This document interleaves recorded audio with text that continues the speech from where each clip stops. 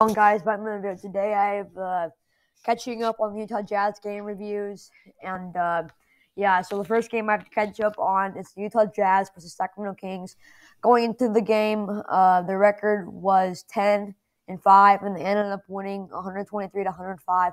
So the record after the game was 11-5. The summary is good win for the Jazz. Most people probably think the Jazz are better than the Kings, so it's good that the Jazz are beating teams they should. Some people probably think the Kings are better, but I feel like a lot more people think the Jazz are better. So it's good that they're beating teams that they should, and yeah, so that's good. They need to keep that up to have a good season.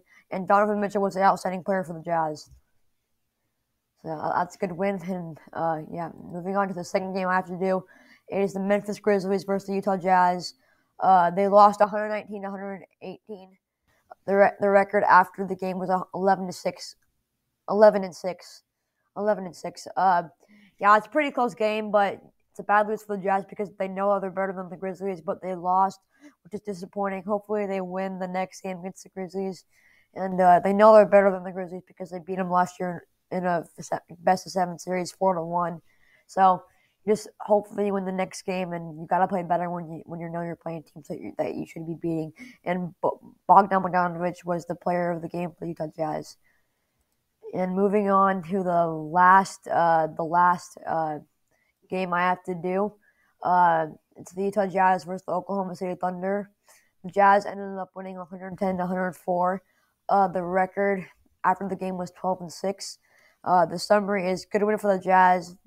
The Jazz beat the Thunder, which is good because they know they are better than them, but they should have won more by more than 6.